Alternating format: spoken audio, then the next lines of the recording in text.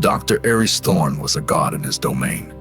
The operating room, bathed in sterile light, was his temple, and the human heart, the intricate, fragile clockwork of life, was his offering. He'd spent decades perfecting the art of mending broken hearts, literally holding life in his hands. Yet, despite the countless lives he saved, Ares felt a profound emptiness, a hollow echo in the chambers of his own heart. He was a master of the physical, but utterly oblivious to the emotional. Then, the aneurysm burst.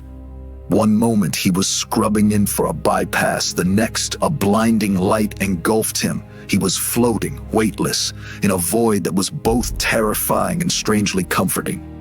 He saw his life flash before him, not as a linear progression of events, but as a constellation of moments, each charged with emotion. He saw the faces of his patients, the fear in their eyes, the tentative hope they placed in him. He saw his wife, Sarah, her warm smile slowly fading over the years under the weight of his relentless ambition. He saw his son, Leo, a shadow in the corner of his memories, always waiting for a father who was perpetually unavailable. He felt the emotions of each person he had encountered, amplified, raw, and unfiltered. He felt the desperate plea of a young mother begging him to save her child. He felt the deep gratitude of an elderly man given a second chance at life. And most painfully, he felt the crushing loneliness of Sarah. Her yearning for connection met with his clinical detachment. He felt the aching absence in Leo's life, the boy's quiet resentment masked by a forced adoration. The void then solidified. He stood before a shimmering, ethereal being, not judging, not condemning, but simply reflecting. "You repaired hearts, Dr. Thorne," the being intoned, its voice a gentle hum, "but you failed to truly connect with them." Ares felt a wave of shame wash over him. He saw the truth in the being's words. He had treated his patients as biological machines, neglecting the emotional tapestry that made them human. He had treated his family with the same cold precision, failing to nurture the bonds that held them together. He pleaded for another chance, a chance to show Sarah and Leo the love he had kept locked away. He begged to be given another chance to truly see his patients not just as cases, but as people with lives, with families, with hopes and fears. Then, he was back. He gasped, air searing his lungs. The sterile light of the operating room stung his eyes. He was on the floor, surrounded by concerned faces. A colleague helped him up. "Ares, are you all right? You just collapsed." He was alive. He was given a second chance.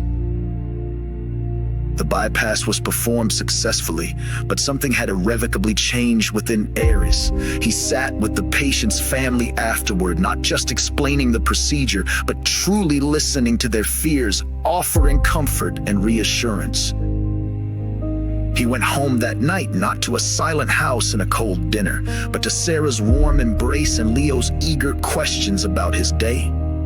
He put down his phone, turned off the television, and truly listened to them, to their worries and their joys. He saw the exhaustion in Sarah's eyes and offered to help with the dishes.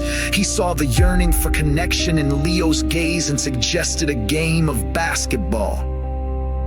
The road to redemption was long and arduous. He had to dismantle years of emotional neglect. Brick by painful brick, he started by being present, truly present in every interaction, every moment. He apologized to Sarah and Leo, not with empty words, but with genuine remorse and a commitment to change. He couldn't undo the past, but he could shape the future. He learned to see beyond the physical, to recognize the vulnerability and the strength that resided within each heart he touched, both in the operating room and at home.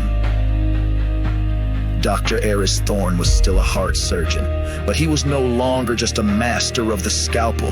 He was a man who had stared into the void, felt the weight of missed connections, and returned with a renewed purpose to heal not just the broken hearts on his operating table, but the broken hearts of those he loved most.